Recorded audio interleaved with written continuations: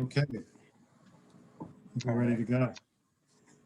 Good afternoon, everyone, and welcome to the January 27th, 2021 Parks and Rec Commission Luther Burbank Docks Subcommittee video meeting. I'm Peter Struck, Subcommittee Chair. In accordance with Proclamation 20-28.10 and the Governor's extended Safe Start Order, this afternoon's Parks and Recreation Subcommittee meeting is using video conferencing technology provided by Zoom. The Zoom video of this meeting is being recorded and will broadcast live via Zoom and will be uploaded to the city's YouTube channel later this evening. Joining us today is city staff Ryan Daly, Paul West, along with consultants Andy Bennett and Peter Hummel, participating in this afternoon's meeting remotely. Other public audience members are listening to the meeting by telephone or via the internet. Welcome to all, and thank you for joining us this afternoon. Commissioners, please turn on your microphones, and will the city staff please call the roll. Chair Struck. Present. Commissioner Galtieri. Here. Commissioner Westberg. Here. Thank you. Thank you. Participants, before we start the business of this afternoon's meeting, I want to suggest a few rules to help the meeting to run smoothly. We are going to be a bit less formal than in full commission meetings. Please step in to speak when you sense that the previous speaker has finished. I ask that everyone be observant and allow commissioners equal access to speak. You still may use the raise hand feature if you want to step into the conversation. Please mute your microphone if you do not anticipate speaking in the current discussion. Additionally, prior to speaking, please state your name for those listening in on the meeting. This afternoon's agenda will not include public appearances. However, individuals wishing to make comments on the subcommittee business today can use the comment feature on the Let's Talk project page or email Paul West, the project manager. This project is also scheduled to be discussed at the Parks and Recreation Commission's regular meeting on March 4th, 2021, where there will be the opportunity for public appearances via Zoom. And with that, I believe that takes care of all of the pre-meeting announcements, if you will. And we'll go to the agenda, and just to kind of preview the agenda, we'll start with a brief overview from, I'll ask Paul West very quickly. We will do commissioner input with three elements: docks, plaza, and shoreline access. Then we'll ask our design team for some responses and some comments. And then we'll end up with some discussion with all participants, next steps and adjournment. And I believe we're scheduled to go for about 90 minutes. So Paul, if you want to just spend a few minutes to maybe first introduce our consultants and their background real briefly and who they're with, as well as kind of just a quick overview, that would be great. Thank you, Chair Struck. Paul West, CIP Manager. I want to introduce Andy Bennett with KPFF. Andy Bennett is the principal on this project and is with KPFF, an engineering firm with experience in marine construction. One of Andy's flagship projects of recent past is the Muckleteel Ferry Terminal. And so very well versed in this kind of project. And Andy has, as a sub-consultant for landscape architecture and permitting, Anchor QEA, here represented by Principal Peter Hummel. And Peter Hummel has years of experience with all kinds of aquatic environment projects as well. So we have a really experienced design team who should be able to help us through these choices. Just to give an overview, we had the COVID epidemic start up in March, which made us suspend Parks and Rec Commission meetings for 9 months, I think it was. And we met again in November for the first time. And at that meeting, we got the commissioners up to speed on the Luther Burbank Docks project, gave them an overview of what the project is and where we were at and where we needed to go. And at the December meeting, we grappled with the criteria and questions that the commissioners had about the public process. And at the January meeting, the commissioners approved a set of evaluation criteria to use for the concept plan. So the commissioners have been working fairly steadily on this project for the last several months as they were able to convene again after the governor's declarations. That brings us to today with the subcommittee. Thank you, Paul. Again, this is Peter Struck's subcommittee chair. We're going to now ask the commissioners, the three of us, to provide some input on the three elements: docks, plaza, and shoreline access, and we'll take each one in order. And really, this is our opportunity, or our initial opportunity, not the only one by any means, to provide some feedback, information, have questions, and so forth to not only city staff, but to the design consultants to better inform them as they go about their work of helping us create this, the concept for this area in Luther Burbank Park. As I kind of thought about it overnight, I think that the information can be what I'll call very high level input in terms of, what are some themes we're concerned about or want to convey, as well as we can get much more granular. Paul West from the city staff was kind enough to provide I think we're calling it a cheat sheet, but called the Luther Burbank's alternative comparison, where there's a list of items that could be in the design, and then kind of what's existing, and then the three alternatives. And each of these alternatives concepts are out on the Let's Talk page in terms of some visuals and so forth like that. So I think with hopefully that bit of background and guidance, we can start, and I'll just open it up whether one of the other commissioners would like to jump in on just, this will be for the docks.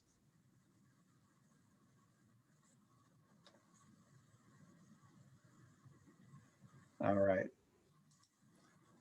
This is Rory Westford. So this can be questions or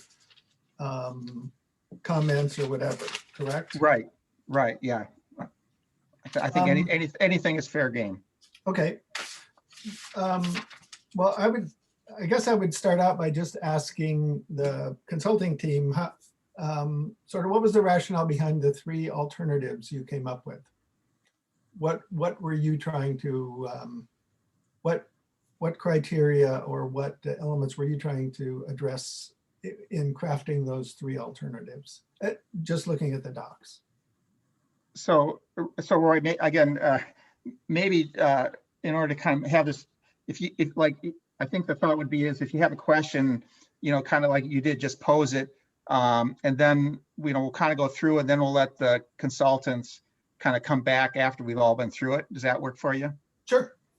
I think that would be so in the event that we have two questions that are very similar, they can perhaps consolidate them and so forth. So it's really more for us just to kind of lay out our questions and thoughts, and then we'll go through it, and then we'll give them an opportunity to respond. Do you have any other? Oh, I have other questions, but that was my overarching question, trying to keep it high level. I have a bunch of questions about more details. Okay. Okay, well, so if we stay kind of overarching, Lynn, do you have any kind of overarching issues or thoughts or information on the docs? Maybe not as overarching as Rory, but I'll just say a couple things, and then in time when it's appropriate, certain people can answer these questions. But just again, Paul, a really quick overview on the grant opportunity, because I know alternative one is within that. So at some point, just really quick, I know we've gone over this before, but there's a lot going on. And then we're at this meeting, are we getting into level where we're going to talk about components of certain alternatives that we like, and obviously it's not, it has to be 1 or 2 or 3, correct? Well, this is Commissioner or Chair Struck, as I understand it, it could be something else other than 1, 2, or 3. It could be like a 1+ or a 2- kind of thing. However, I think that the more specificity we can give the design folks and city staff, obviously the quicker things will move forward. But having said that, I think it'll be somewhat of a back and forth. Just staying with Lynn, do you have any other thoughts or? Not, mine are more detailed, but we can Okay, get to that good. in time. All right, so I'll take a turn. Again, this is the chair. Kind of, I have 3 general thoughts. One, I think as I think about it, I wrote down kind of built to last. This is, kind of our opportunity to put something together that'll last, ideally, 50+ years. So I think, I think about making sure that we spend money really on that kind of high quality foundation things that'll make it last. And if we get into a push and shove thing, that we, focus less on kind of nice to haves.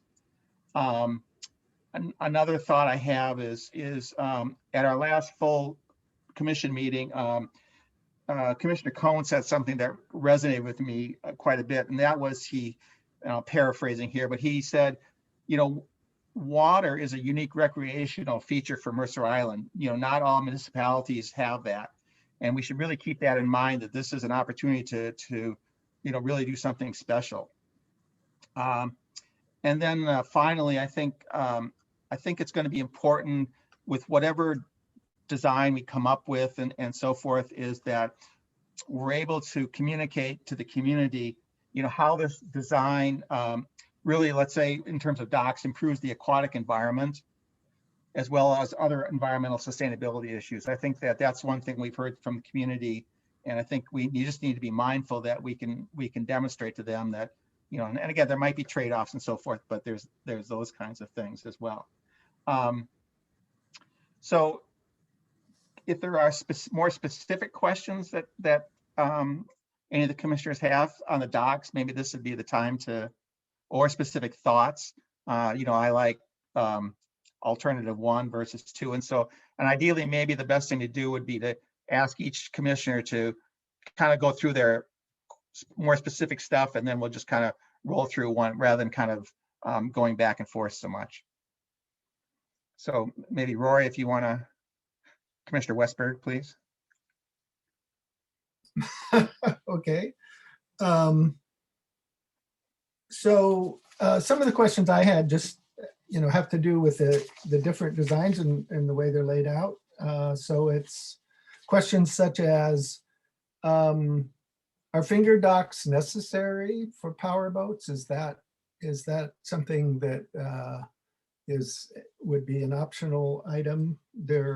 Some of the options have finger docks. Some of them don't. Let's see, I thought one had them for power boats, but maybe not. Yeah, one did for power boats and others. So what's the optimal distance between the power boat dock and the hand powered dock for kayaks and sailboats? Is there an optimal distance there for safety purposes? It looked to me from reviewing the alternatives that depending on the alternative chosen, the powerboat dock would be further out into the water away from the lakeshore in one alternative than others. Is that an issue as far as environmental concerns? Is that something we need to be cognizant of?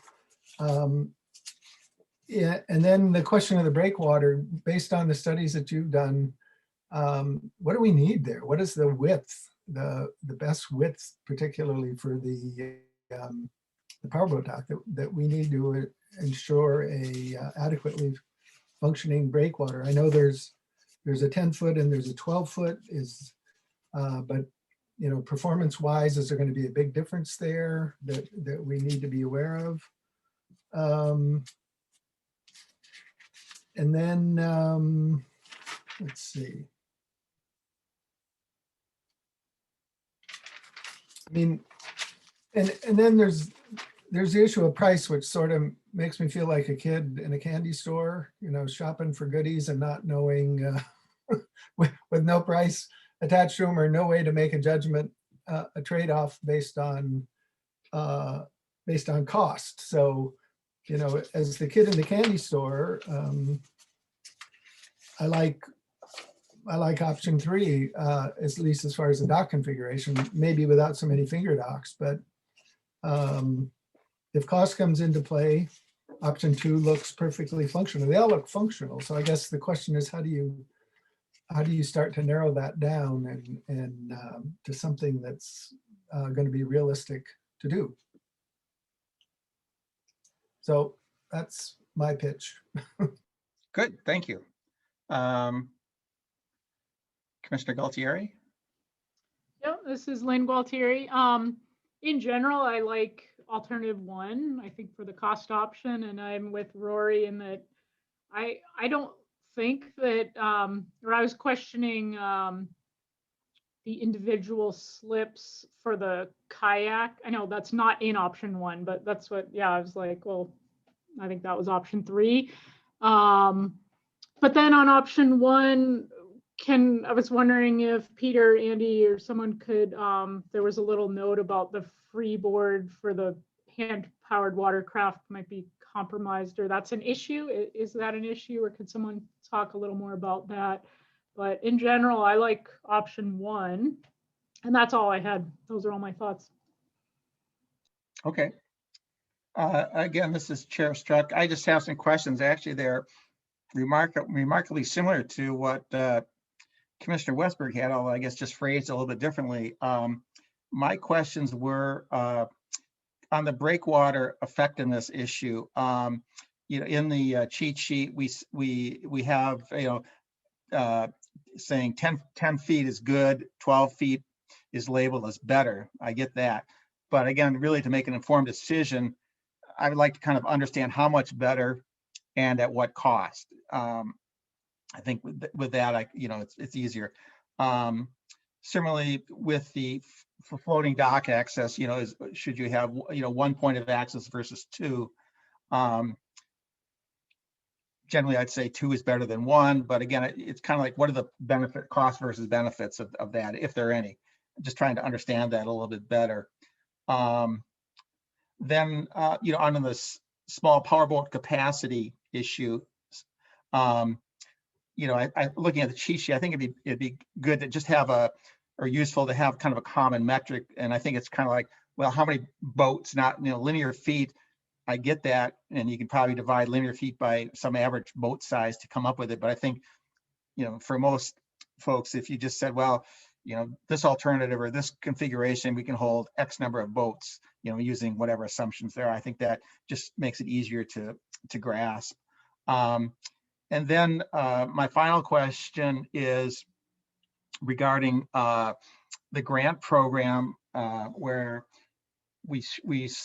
where it's suggested on the cheat sheet that, you know, in terms of fitting the program limits, alternative 1, the caption is likely, and then alternatives 2 and 3, it's no or less likely, whatever you want to characterize.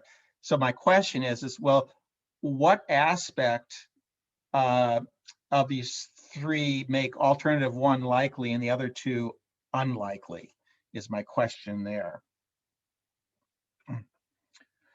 So I'm just going to pose this question maybe back to Paul and Andy and Peter.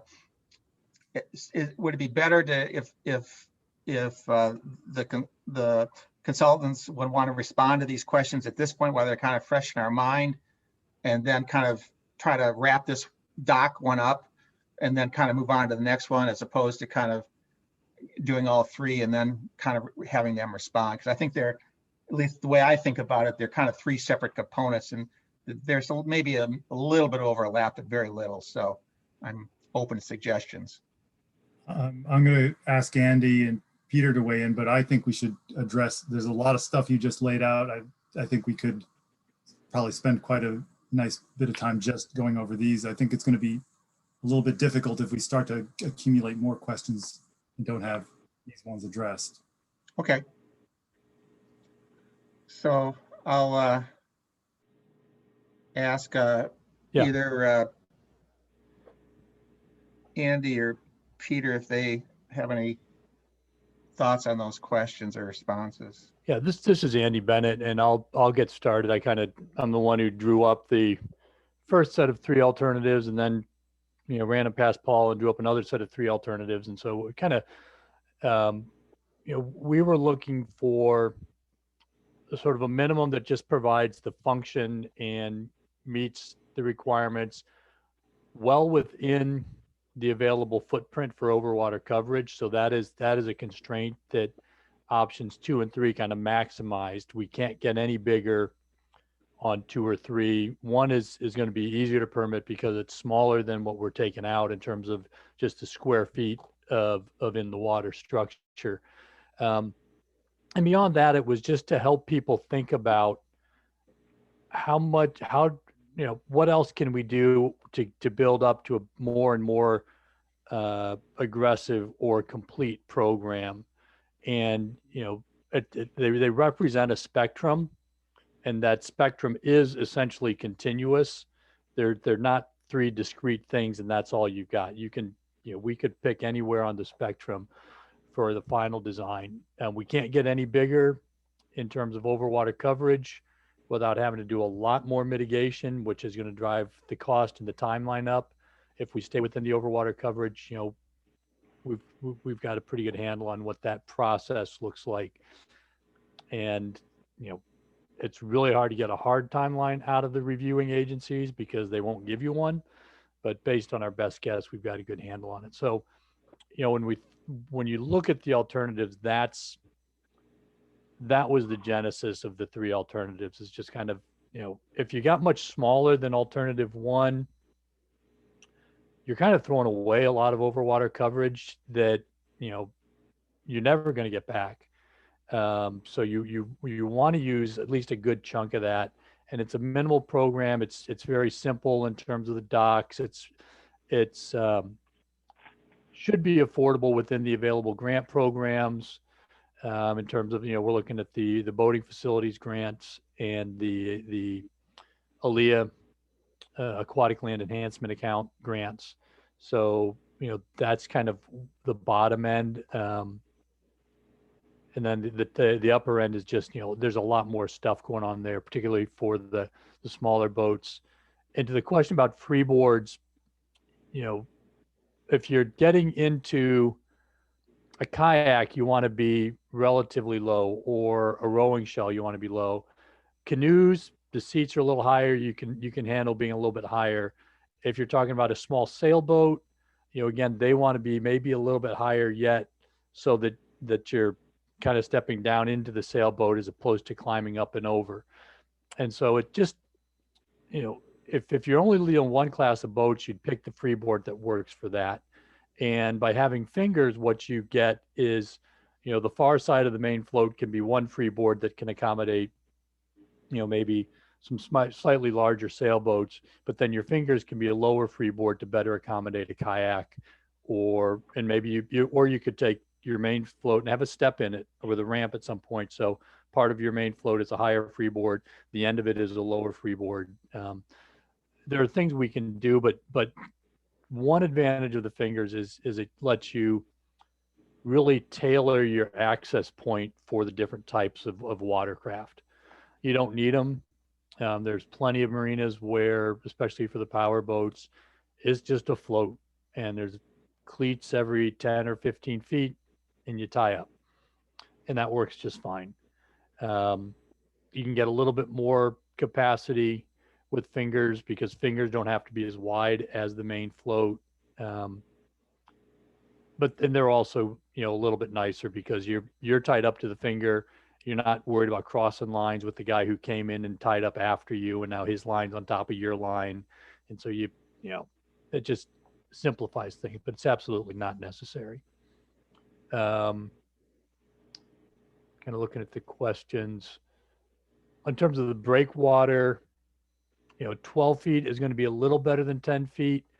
And we haven't really designed these yet. And what we found in the preliminary studies we did is that having a longer breakwater with a little bit of a return on each end actually protects that small boat float a little bit better than just a straight breakwater. 10, 12 feet will break a little bit more, but given the steepness and characteristics of the waves, and we're mainly concerned. The biggest excitation is the wakeboarding, the wake surfing boats that are out there, which, as a naval architect, I hate them because they're designed to be as inefficient as possible from a driving a boat perspective.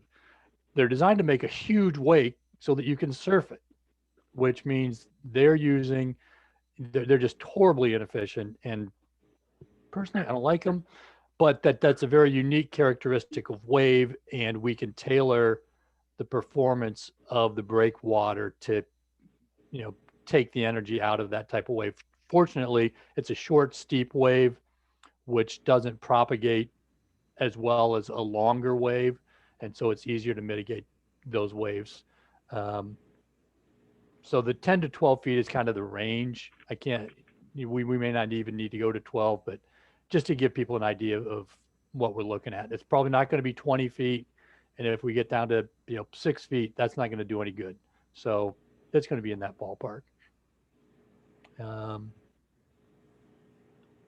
think I hit most of the questions. Let's see. Oh, the distance, there's no optimal distance between the powered vessel dock and the non-powered dock.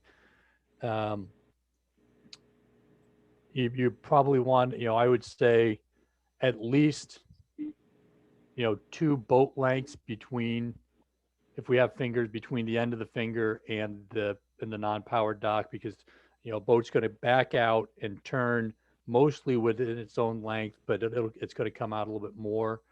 If we could get a little bit more than that, if we don't have fingers, you don't need as much space because the access is more straight or parallel in, and then they'll turn and come out. Whereas if it's fingers, they are going to back out. And in that process of backing out, they're going to take up more space and get closer to the non-powered float that's closer to shore. And if we're talking about boating facilities grants, it's no, boating infrastructure grants are over 26 feet. Boating facilities grants are under 26 feet. So, we want at least 50 feet between the end of a finger and that float, and preferably more than that, so that, when they come out, they're not getting too close. And that's the kind of thing we'd look at if we do have fingers on that powered float. Andy, Chair Struck had the question about the access points. In alternative 2, is it different? If you want, I'll share my screen just to show. Yeah. Let's see. Screen 2. I'm going to share that, but then I'm going to switch to alternative 2 here. Okay, so there we go. So this is to show the one access point splitting to 2, and then alternative 1 is 2 different gangways coming off of the first hexagon. So that's the question. What's the functional difference there? I think the functional difference there is that in option 2, what we would probably do, since we have 1 gangway, it would be a little wider to better accommodate 2-way traffic. And we also have a landing float at the bottom, which is a little bit bigger. And in that configuration, if we ended up with a landing float at the bottom of the gangway, there would be room for a small kiosk or a little, not a fully enclosed booth, but there's a place for someone who's managing a program to be there and talk to people and have an on-the-water management or instructional presence. If we just go with a single gangway straight down to either float, there's really no good place to do that kind of thing on the water. Now we're really close to the plaza, so you could easily, move that function onto the plaza in this configuration. But, it's an option to be considered. And that's one of the things where, maybe as we look at the preferred alternative, it looks more like option one, but it does have a place for someone to be on the docks managing the activity there, or providing some instruction, or just, that kind of thing. So that's an element we could shift from one to the other, into the final alternative. If it's just one gangway for each one, they can be a little bit narrower, since they're wouldn't be dealing with two-way traffic as often. Andy, this is Rory Westberg. The single gangway option 2 was also the basis for my question about that seems to push the dock out further away from the shore and into deeper water. Is that a concern from a permitting and environmental standpoint? Yeah, I'll answer that. Go ahead, Peter. It's actually better to be in deeper water from a permitting standpoint, because the migration of juvenile salmon along the shoreline is really in like water that's 6 feet or less in depth. So pushing these docks out is going to be better. And I mean, they're still going to look at a calculation of whether you have, like Andy said, of whether you have a net increase or decrease of overwater coverage. But if we move docks that were in shallower out further, that would be considered beneficial. Thanks for that. That's good to know. Another question I'm tracking, Chair Struck started off with saying he wants to see something that's built to last. Are there different levels of construction of these docks that would add to longevity, or are docks all one level of longevity? It's just pretty much they all deteriorate at some finite period of time. I think for the breakwater and the breakwater approach float, particularly since that approach float can also serve as a breakwater, and that's kind of the shape of the return I'd mentioned that provides better protection for the small boat float. The breakwater likely would be a concrete float, which makes it last longer, and it also gives it more mass. And the more mass you have, it does a better job of dampening out the wave energy, because it's harder for the waves to pick up something that's heavier. And so they kind of just hit it and tend to die out more for something heavy. So that's that piece.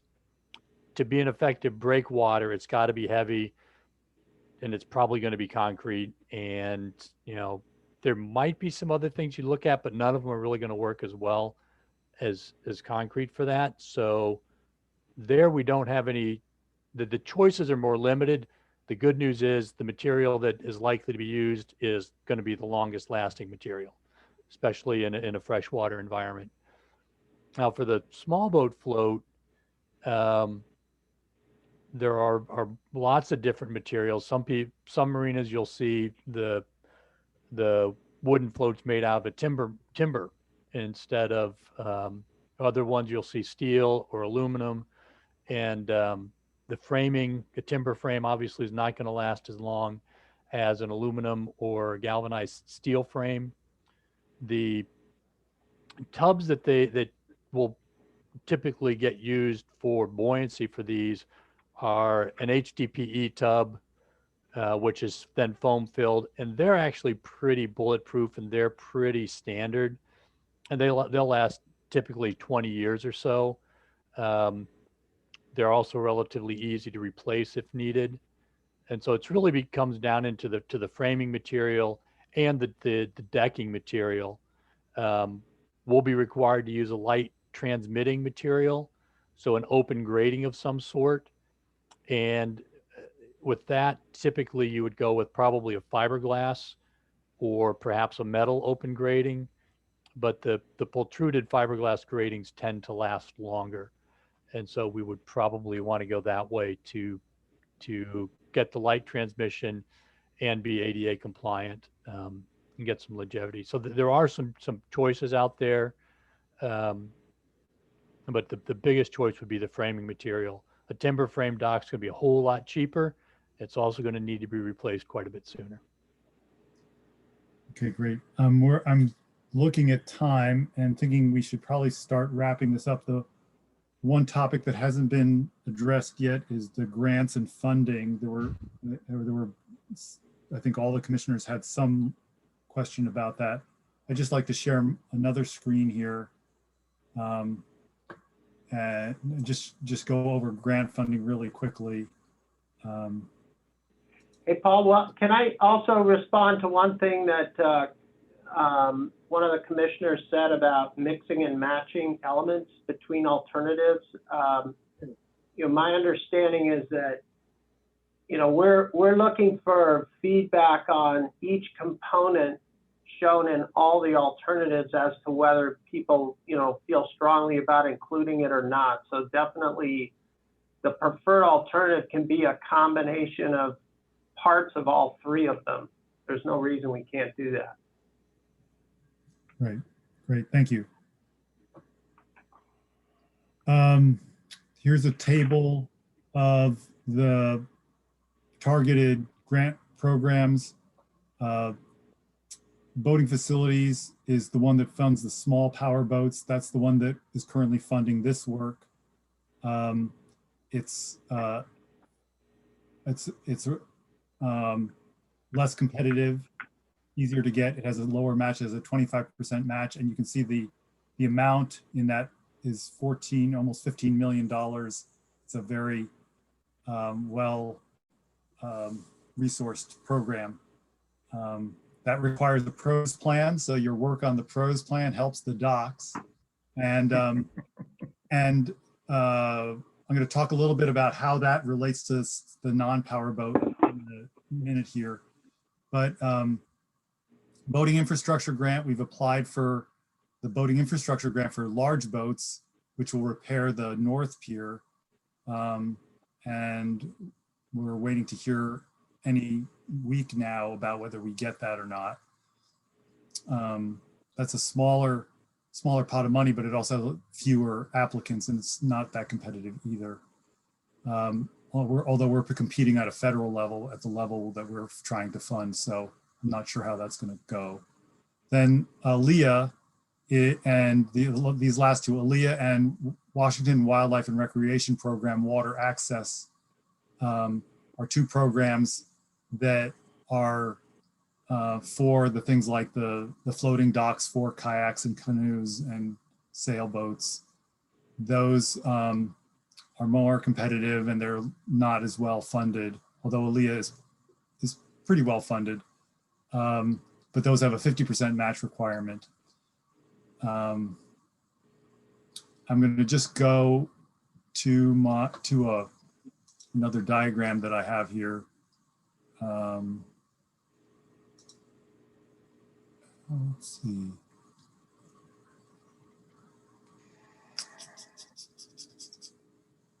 Why don't I see it?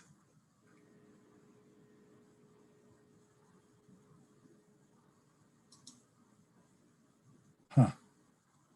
Well. What were you looking for, Paul? I might have a copy. No, you don't. This is a, I'm gonna close this and see if I can, I'm gonna try sharing again. Oh, here it is. Okay.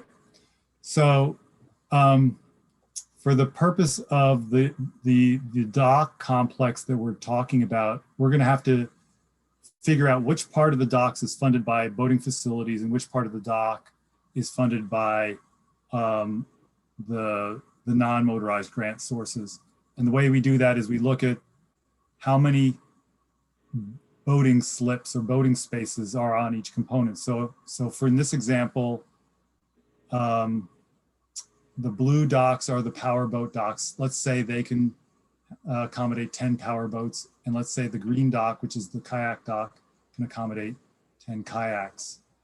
That means you would split the cost of the breakwater function and 50-50. And the breakwater function is not the entire cost of this breakwater, but it's the cost of that breakwater minus the cost of what this would be if it was just a simple dock. So then you kind of, the differential is what is the breakwater function. Anyway, that's a very quick overview of just saying that we're going to have to figure out some formula for splitting costs. And if we go with a smaller powerboat facility and a larger kayak facility, we're going to have to fund, the funding is going to be more difficult. And that may be a worthwhile trade-off. I'm just saying that the powerboat facility is easier to fund, and the monetary incentive is to fund that to be a bigger facility. Anyway, so that's a little bit of background on grant information, and I can give a lot more at some point, but just wanted to go Thank you, over Paul. that. This is Chair Struck again. So I think kind of in we're almost halfway through our session, and I think I'd like to wrap this one up. I feel like I've got half of the story, if you will, but maybe just to give some preliminary thoughts. I'll just start out. I mean, I'm kind of leaning towards the 2/3, probably the 3, although again, with the cost issues and so forth, there's still a lot of moving parts. And the reason I say that is for a couple of reasons. One is that I think that increasing the square footage from Alt 1, and it really just stays kind of the same as the existing. Again, I'm thinking of a 50-year project. The demands for this kind of stuff are only going to probably increase over time. And, you kind of, as I understand it, you only kind of get one shot at the apple here.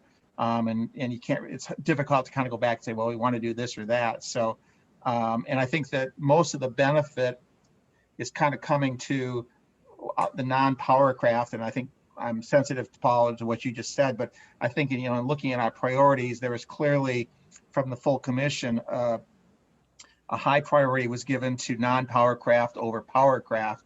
And again, that needs to be worked out. But so that's a really kind of the reason why I'm leaning more towards, I'll call it, kind of 2/3. And, clearly 3 gives you more flexibility in terms of kayak versus dinghies and things like that. But we'll just have to see. So I don't know if either of the other commissioners have any kind of closing comments. Well, I have a comment. I mean, I agree with you, Peter, with regard to designing for the future, and all the data seems to suggest that boating use is going to be on the increase. And so it would behoove us to plan for that. I did have a follow-up question for Andy, and that is, as you were crafting the alternatives, did you have in mind some kind of a numerical guideline as far as a split between capacity for motorized versus non-motorized No, boats? it was It was more driven by coverage. just, yeah. And that priority on how much of the facility should go to one use or another is the kind of thing that we're looking to you guys for some feedback on. Okay. That. Okay.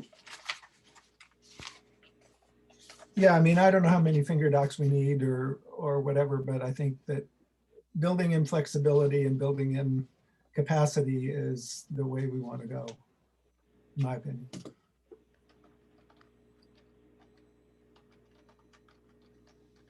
This is Lynn Gualtieri. Yeah, it's complicated. I mean, I agree with parts of what you guys are saying, but also not. And then just thinking about the whole community and yes, flexibility. And I mean, so if there are more power boats in the future, but there's a large part of our community that wants to, do we necessarily have to make it for those power boats? Like there's a large part of the Mercer Island community that just wants to keep it sort of a little bit of low profile. Like it seemed to me there was a huge issue of how much we really want people to come to this this shoreline access. And there's this constant battle between off-islanders and power boats. And so there's a lot to consider, but I think making it as flexible as possible is good. I mean, Mandy, you talked about the wakeboards and the waves and the types of waves, and that's all the rage now. Who knows what's the next watercraft going to be 20 years from now? What type of waves are they going to make? You know, no one can predict that. So I don't know. But Peter, I guess I sort of challenged what you said about option 3. You know, allows for more of the hand-powered or non-motorized watercraft. But it seems that maybe, but then just as Andy was saying, it seems that we could alter that a little bit with the other options. I mean, I'm more of a one minimalist, and as we get into the Plaza and shoreline, you know, I guess I have stronger opinions about that too, and how much we want there. But just as I think we all agree, is, you know, we'll take components from each part. Yeah. I think maybe I would, this is Commissioner Struck again. I think to your point, I think I would kind of rephrase and say that, you know, flexibility is key. And so to the extent that we can kind of mix and match a little bit, that's great. But I think that the balance, if you will, it seemed like the preference was to have a bit more of the non-power boat access as opposed to power boat. And, you know, alternative 3, at least on the surface, kind of seemed to provide that. But again, I'll let the design team kind of, you know, work on that issue and again, you know, preserve as much flexibility as possible. And this is Rory Westberg. Lynn, I don't disagree with you that I read a lot of comments about people being concerned about powerboating, the effect of powerboating on the park, and on, you know, not wanting to see that increase dramatically. But we are trying to strike a balance here, simply because without powerboating, we don't have a project. Right. We can't fund it. And so you need to have that component in there somehow, and then try to balance it with other needs and other uses. So that's where I think, I mean, they all do that. All the options provide some balance. I think 2 and 3 maybe give a little more weight to hand-powered craft by allowing for finger docks that would accommodate more and different types of hand-powered craft. But without the powerboating component, pardon the pun, we're dead in the water. I think that's well said. Unless there's any final other comment, I'd like to move along here to the second Plaza activation. And maybe what we learned from this first go around with the docks is, again, if you have any general thoughts, great. And then just, you know, if you have any questions for Andy or Peter, let's get those on the table, and then they can respond, and then we can kind of share that. Or again, if you feel very strongly, you know, you got enough answers and you wanted to say, I'm kind of, you know, really see a strong preference for, you know, 1, 2, or 3, or some variation thereof, you know, obviously you can state that too. But who would like to provide some input on the Plaza activation components? Okay, this is Roy Westberg. Well, I'll start again. The difficulty with this one is that with the Plaza question is that the various alternatives, they kind of mix structural elements with decorative and elements and furnishings and things like that. And it all gets back, it seems to me, to how much of a destination place do you want to create down around the boiler building. And I know when we did the design charrette, you know, I made a comment that I thought this should be a place that Mercer Island could be proud of. You know, back to Peter, your comment about we're a water-based community, and yet our lone public dock facility is right now pretty dismal. But that being said, there's some of the, I think alternatives 2 and 3 seem to just add a lot of extraneous features that we could probably do without, particularly as cost becomes a factor, like entrance, you know, more monumental entrance gates, and you know, I don't know that we need to specify the number of picnic tables or things like that. I mean, those are decisions that could be made down the road, and how many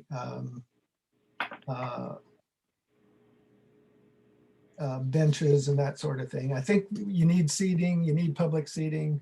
I think you need, you maybe need a place where people that are boating in could get out and picnic, that would be organized and easy to maintain and clean and that sort of thing. So, and I still like the idea of, it's almost a given, I think, that the boiler building is going to at some point be repurposed for a small boat rental. And I do like the idea somehow trying to utilize the flat roof space above the existing restroom and concession area for some purpose, whether that's just a viewing area or an outdoor classroom or whatever.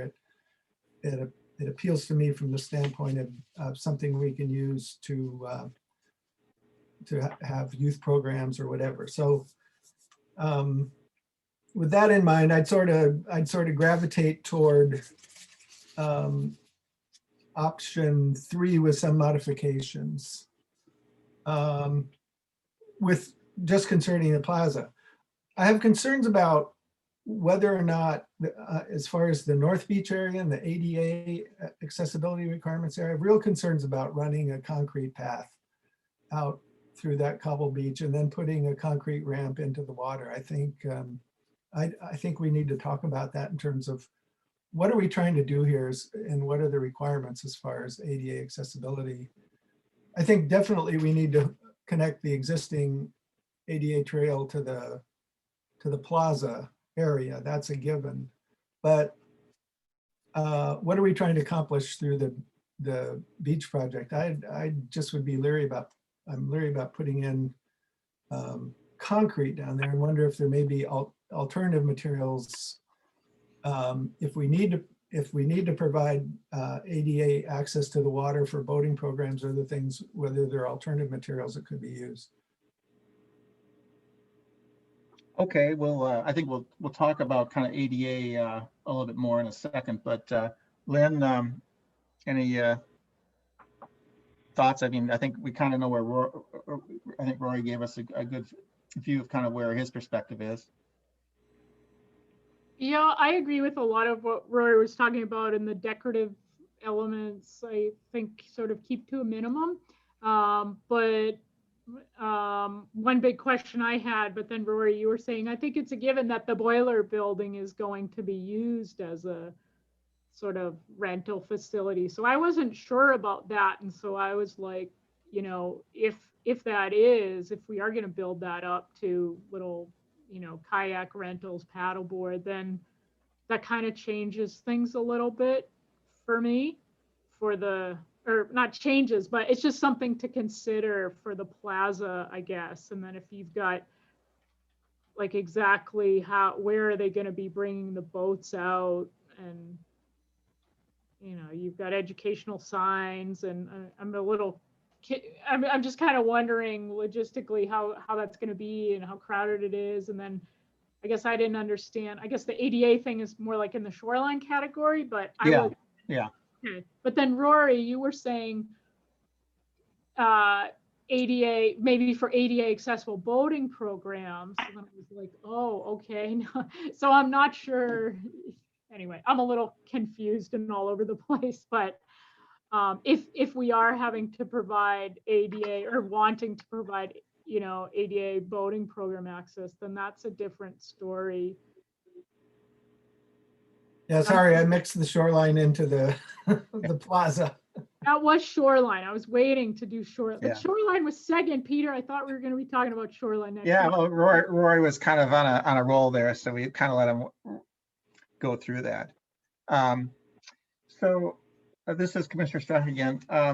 So my thoughts, I think, are probably somewhat in line. Generally, my biggest concern on the plaza is what I call intensity of use. And I think, you know, unlike Kirkland and some other areas that really do have kind of a destination waterfront situation, I think for Mercer Island, given where the, you know, the parking is, and that's very limited. I mean, I think to try to say we're going to build this or potentially put this with all these bells and whistles and, you know, have all these people down, I think it really is going to detract from the experience and also going to spill over perhaps with negative impacts on the overall park. So I'm very concerned about that.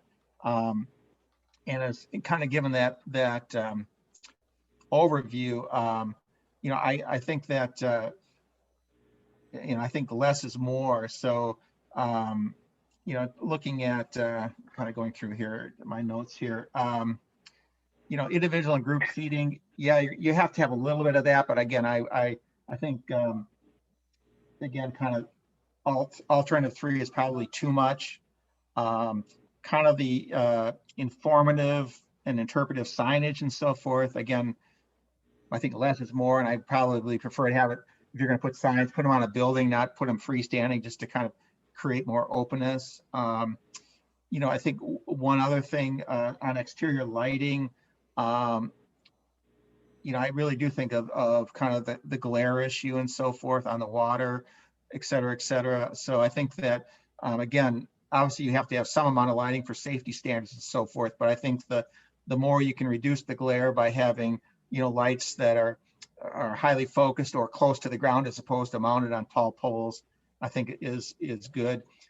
The decorative elements, I think those are nice to have. I don't think they really, and I think they perhaps kind of detract from the overall character of the park, in my opinion. You know, one thing that I was somewhat interested in to kind of see was in the, I think it was in alternative 3, where making the bulkhead kind of, you know, steps down to the water. And I see that in other areas. And you know, as long as the water is not, the waves aren't continually washing up but if you get, it becomes de facto seating, if you will, by the water.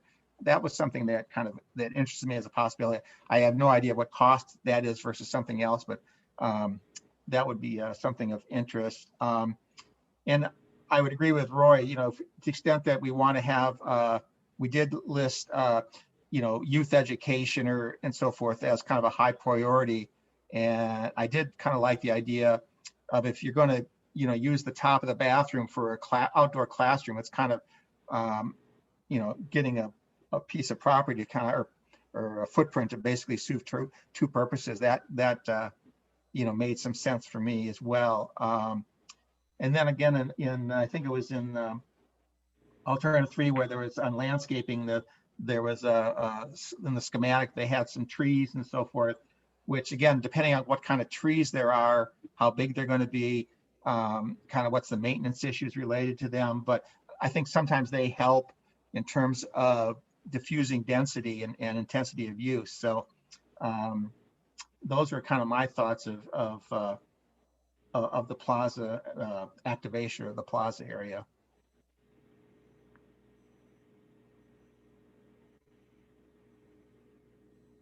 Maybe I'll ask Andy and Peter. We didn't really have many specific questions, but just kind of any feedback or thoughts from what you heard from the 3 of us. Sure. Yeah. Andy, you okay with me responding to these? Yeah. I mean, I'll just, you know, what I heard is we don't need a lot of decorative material. We want to keep it pretty simple, and the lighting issues, keep the glare down. But, you know, this is a plaza that's about creating a sense of space or a place, and that's really your thing, Peter. So I'll let you Okay. weigh in on this one. All right. So yeah, just a few thanks for the comments. First of all, it's very helpful to hear kind of where you agree and maybe you're bringing up different points of view. I would say in terms of, why we included what you're calling decorative elements is just to give an idea of, creating that sense, how you would create that sense of place. For instance, are you trying to create more spaces for gathering? Are you trying to give an identity, make a very visible identity as you enter this part of the park that's distinct? And, how do you tie the use with a renovated building to the exterior and essentially create some kind of outdoor rooms versus in alternative one, really just doing very, very little to change it and keeping it, kind of a blank slate and making sure it's ADA accessible, that kind of thing. And so we're, I would say alternative three, we're trying to do the most to create a sense of place and an identity for the outdoor space associated with the boiler building and the docks, and that it is a place that you would have outdoor spaces that are used for programming, and that people may want to just go there and hang out there because it's a pleasant place by the water, versus alternative one where you're mostly leaving it the way it is. Alternative two is kind of a middle ground, and the idea that you're making a few changes, so acknowledging that the building is going to be used more actively, but not investing a lot right now in rebuilding that outdoor space. I would say the biggest move is what Commissioner Struck mentioned, the steps down to the water on the bulkhead. We also said, you could build a deck so that those bollards are really more, the bollards themselves, and you pass through them in either way, but trying to get a little more, because it's relatively narrow there, trying to get a little more capacity into the plaza for the public to use it. Either one of those ways was the idea with that.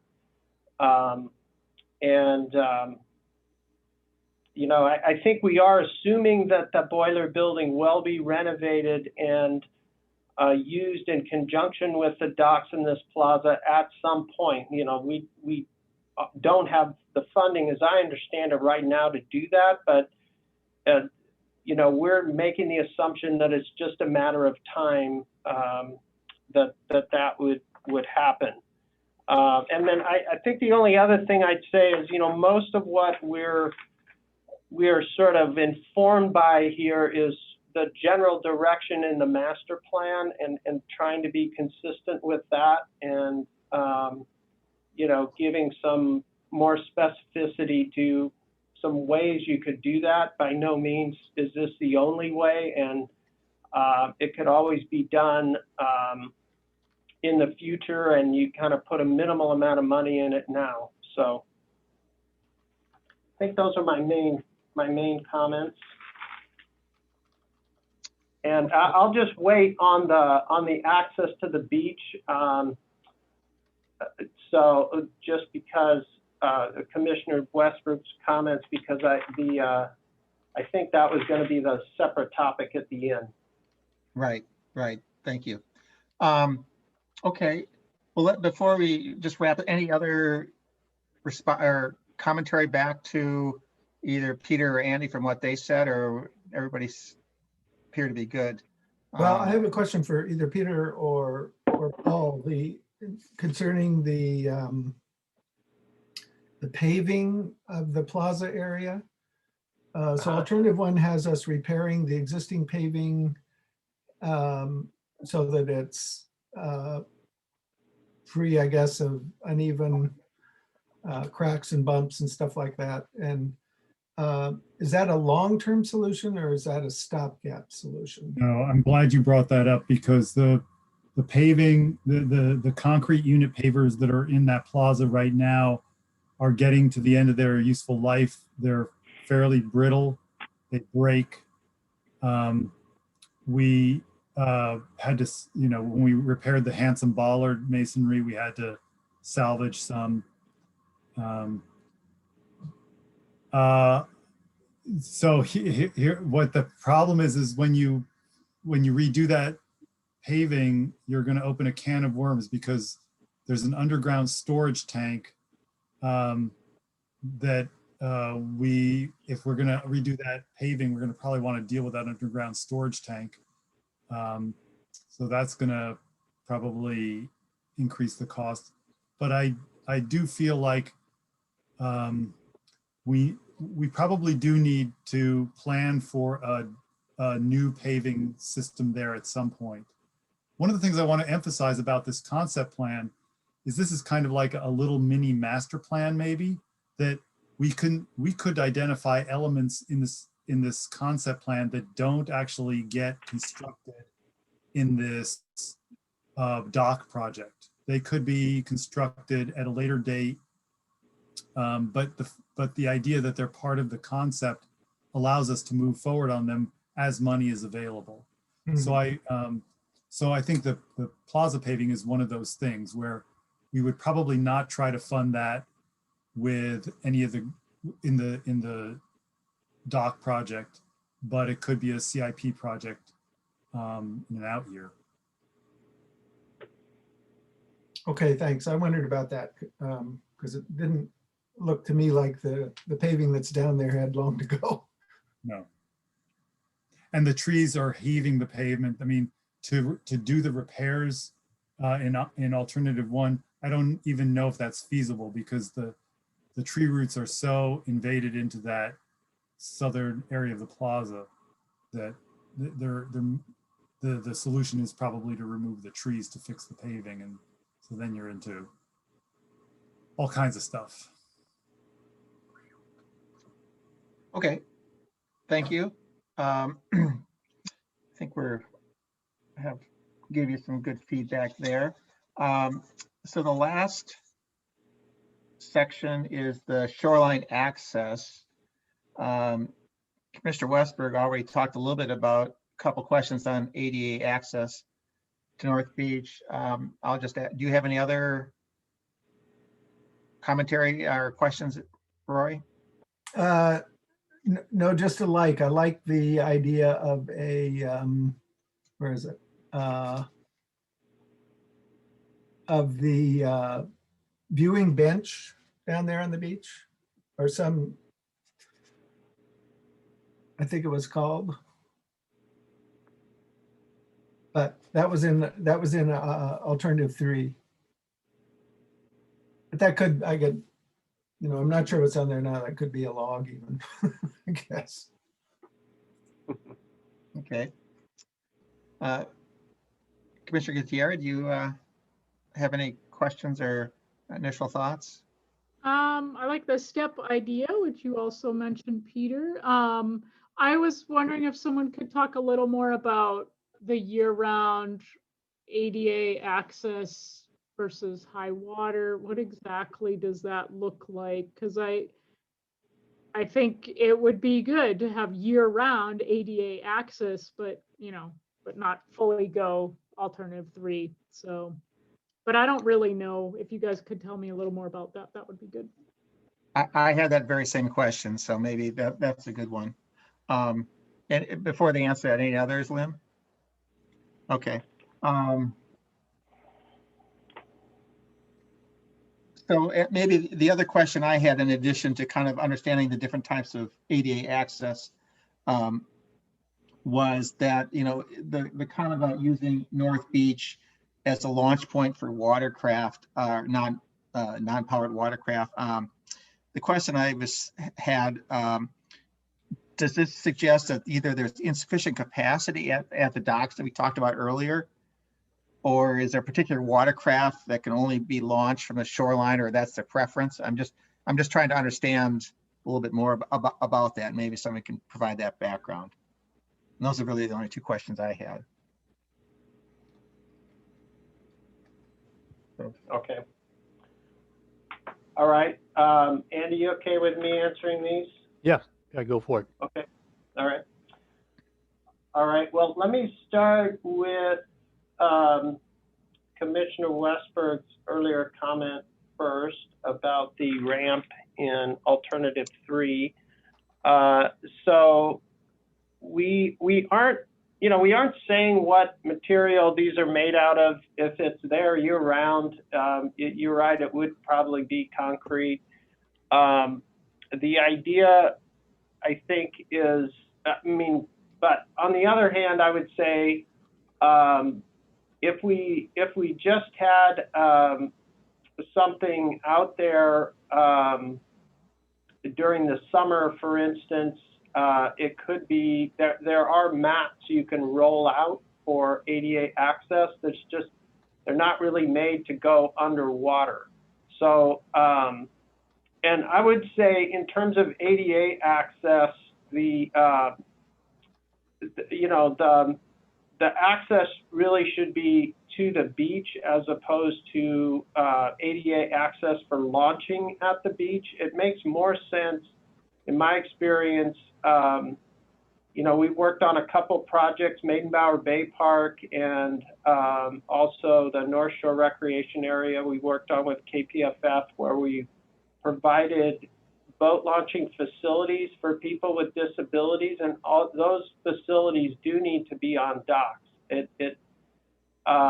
If you're transferring people in and out of the water, it's far, far easier to do that on a dock than it is on a beach. So, anyway, that's really there just to, I guess, provide easier access, mainly for able-bodied people to walk on a firmer surface if they so desired. So that's the purpose of that. But it doesn't have to be there for this access to work. So it's optional. So in terms of some of the other comments, that is a bench in alternative 3. Yes, to answer your other your other comment, Rory, it sounded like you liked that. It's the idea is that would be a concrete path, coming down from the north side of the plaza to the beach, and in that alternative, there's a small bench, and the other ones is just like a little, either the end of the path in the back of the beach, or just a little bit wider area. In terms of year-round versus seasonal use, the water on Lake Washington is high in the summer and low in the winter. And so what alternative 3 does is actually expand the beach and make it bigger in the summer, so there's more beach above the high water line. And in the winter, the beach is going to be bigger in all of these alternatives. And the way the water is shown here, it's basically showing kind of more of a summer condition than a winter condition, where the lake is 2 feet lower. So I hope that answers the question of what the seasonal use is. So in alternative 3, we're trying to create a bigger space for use in the summer above the water. That's the biggest difference there. And then in terms of the last couple questions from Commissioner Struck, what we found, again, working on different projects with motorized and non-motorized boats, particularly with different kinds of non-motorized watercraft. Some prefer to launch and land on a dock. Some prefer to launch and land on a beach. So this one project, I've worked on numerous projects where non-motorized boating is done entirely from a beach. And sometimes there's a ramp, just a paved ramp, very simple. Sometimes there isn't. So, there are watercraft, some kayakers we heard from in the public meetings. They're perfectly fine. Some of them prefer to get in and out of the kayak on a beach because they can put their feet on firm ground when they get out. So, and there are other watercraft where people have that preference too, so that are non-motorized. I'd like to jump in and just from a Parks and Recreation standpoint, what Alternative 3 does for us is it provides adequate space for the boating programs that are envisioned in the master plan and that we've been conducting there as summer camps. The summer camps almost exclusively use the North Beach for kayaking and paddleboarding. They don't use the docks. The docks are used for the sailing program. And the North Beach, as Peter was saying, is only 3 or 4 feet wide at high water, which is June up until mid-July. It's very difficult to actually launch a kayak there because the beach is so narrow as it currently is configured. And Alternative 3 allows the space for kayaks to be perpendicular to the shoreline, and it allows for there to be, 6 or 7 kayaks staged at once. Right now, they have to launch kayaks parallel to the shoreline, and they have to launch them individually, or 1 or 2 at a time because there's no space. If we have, any kind of extended season program, that's not so much of an issue, but the boating, the summer camps, the youth camps all start the last week of June. And that's the highest water level of the whole summer. This is Rory. I have a question for Peter. Is the ramp shown there on the North Beach primarily for boating access for ADA individuals? The one into the water? Yes.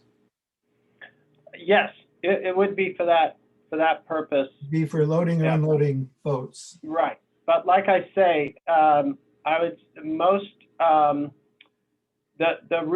necessity is to have the ADA ramp, to the upper edge of the beach with the landing at the bottom, and the ramp into the water, I would say, is really optional. I don't think people that are using watercraft where they have a preference for a beach are necessarily expecting anything extending into the water if they're looking to launch and land at a beach. Right. So it'd be really deluxe. Okay, thank you. And some people may even, I don't know, maybe even find it, they'd rather land on a softer surface too. So anyway, I hope that answers your question. Thank you. Okay, I appreciate those additional comments.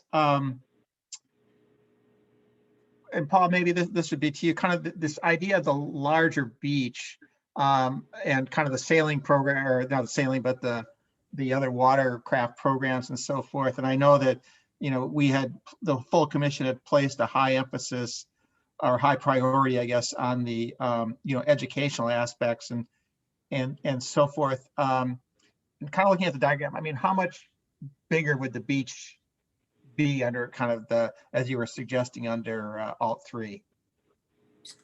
Do you have just a guess, or? I think that's partly Peter's, there's some, we have to look at the grades and see what's possible there. But Okay. if we could get even if we could get another 5 or 6 feet of width at high water, boy, that would really help. It doesn't have to be a full kayak length. Usually you have Okay. half the kayak in the water and half the kayak out of the water when you're launching. Yeah, I mean, basically we have a kind of a hillside that's vegetated behind the existing beach. Right. So we have to kind of cut into that. That's what the graphic is representing. Build a little kind of rockery wall that's maybe 4 feet or less in height.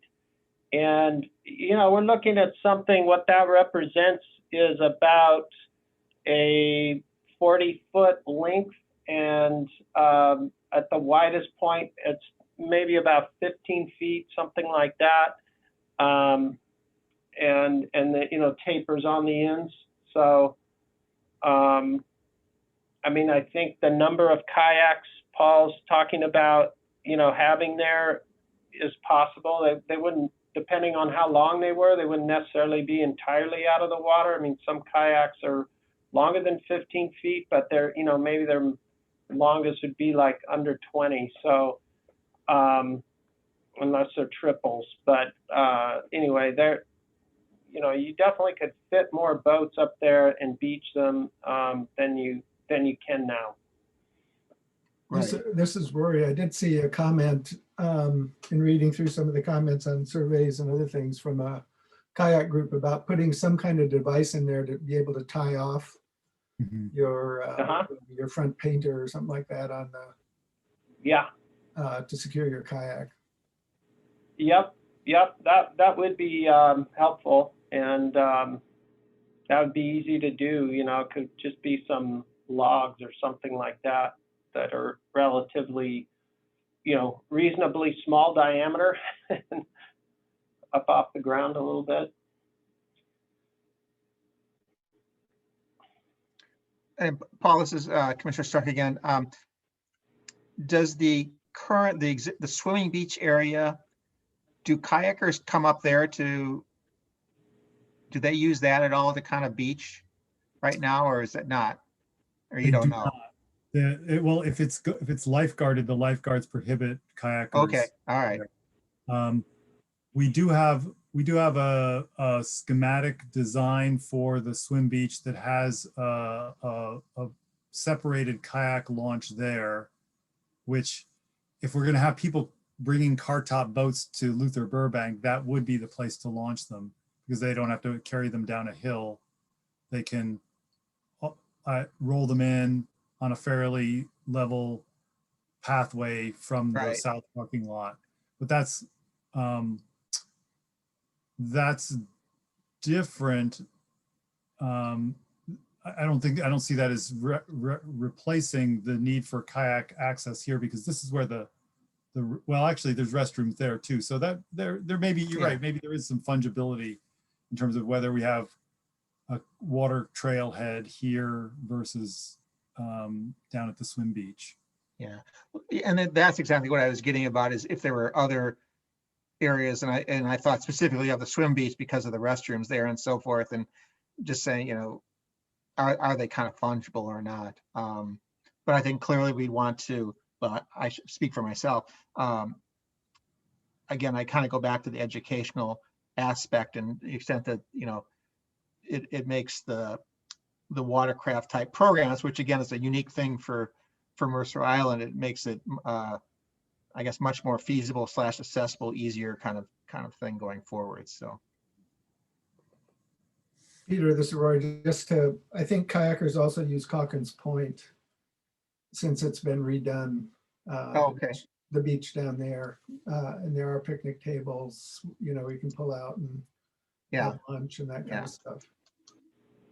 Yeah, I guess probably the unique thing about the Luther Burbank site, I think is probably the youth programs that would distinguish them from Calkins or other places.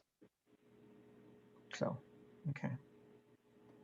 Yeah, we designed that Calkins Point Beach component, and certainly could see it being used that way. It's just a long way from any parking. It's probably the furthest distance if someone was arriving, but they could land there if they were already on the lake. Okay. Any other thoughts? I have a question, comment. yep. Lynn, okay, no one has mentioned swimming at this North Beach. Like, I mean, we all know that, okay, like my son jumps off those docks at Luther Burbank. I know it's all over the place. No swimming, no swimming.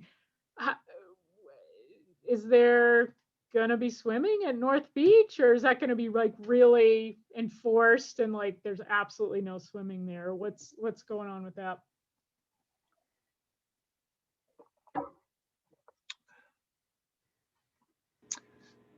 I'm gonna Brian, let Paul answer that. I think that's a management question. I think you're right. Great, here's management. Brian Daly. I really honestly don't have a great answer for that because we do know that individuals swim in that area, obviously. We know that on the docks, it actually poses a safety and a boating challenge when individuals are on the dock, especially jumping in and whatnot, but not Lynn's son, but everybody else, including myself at times. So I do want to recognize that. I think that's a larger conversation around enforcement because that's an extreme challenge for us in any aspect of our parks right now. So I would anticipate the usage of the North Beach area to remain the same as it has been in the past. It's an accessible area to the water, which would be permitted. So I would just kind of leave it at that. The docks, on the other hand, I think that's maybe even a conversation for the Parks and Recreation Commission regarding policy around that. And one thing that I'll note is in terms of the boating facilities there's, as we renovate the boating facilities and bring them up to code, one of the things you're supposed to have for a boating facility is a ladder to get back out of the water if you fall in, which you currently don't have, which also tends to encourage swimming. So Just installed one. But also, oh yeah. So there you go. But the boating facilities grants, part of I believe there's a requirement that, they can't be used for swimming.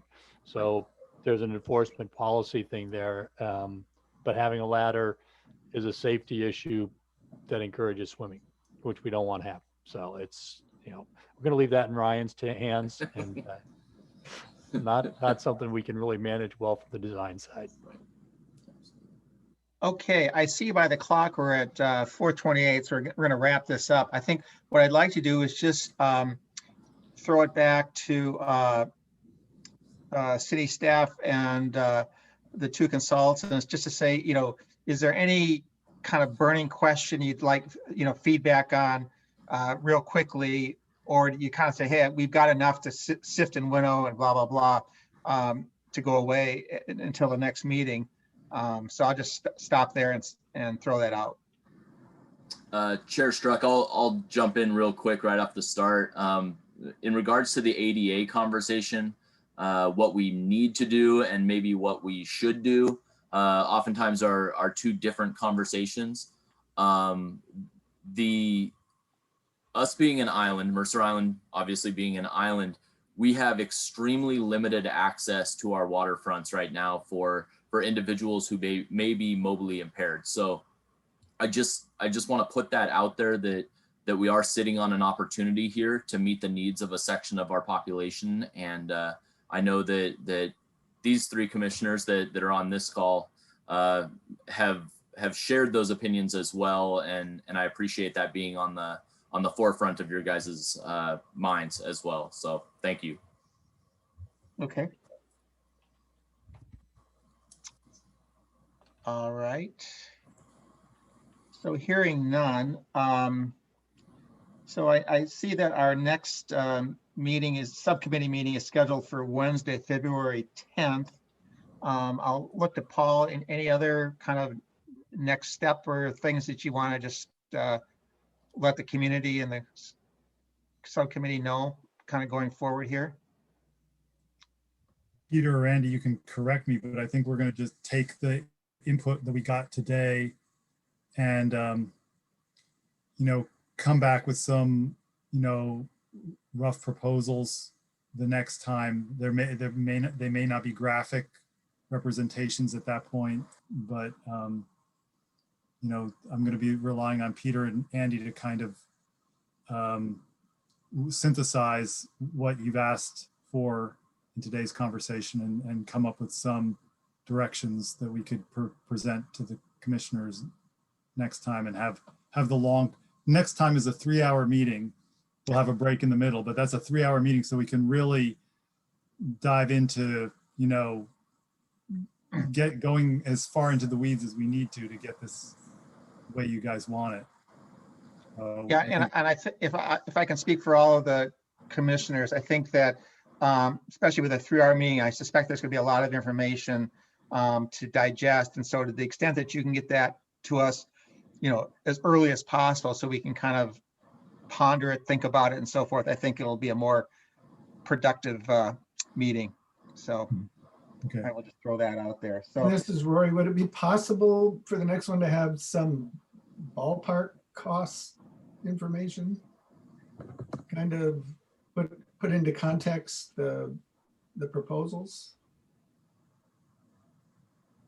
I'm not talking, having it priced out in detail or anything, but just some idea of, if we went this way, it's going to add $50,000 to the project or something like that. Just some idea of order of magnitude.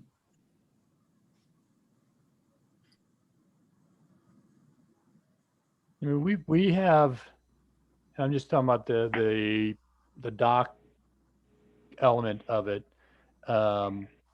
We've got some decent unit pricing. Typically floats cost X dollars per square foot. And so if you're budgeting, we can do that. And so, we can have a little bit of information at that level to say, well, if we add, another 100 square feet of docks, it's going to be, some number of extra dollars, and we can have some of that available just to help. I think we can provide some information, maybe not for all of the pieces. Some of it is a little bit more specialized than others. But we can have some of the key elements, at least for, like I said, for the overwater piece, which is probably going to be the most expensive piece. So we can probably, be able to provide some guidance and help think about trade-offs. Yeah, I was going to say that's probably the biggest cost component, the dock Yeah. piece of it. So, and some of the rest of it, we may not even do in this first go round. So, Right. okay. So the time is now 4:33, and I'm going to call this meeting adjourned. However, as a reminder to participants, please stay seated until the city staff has terminated the Zoom broadcast. Thank you all for listening. Good afternoon, and stay safe and healthy.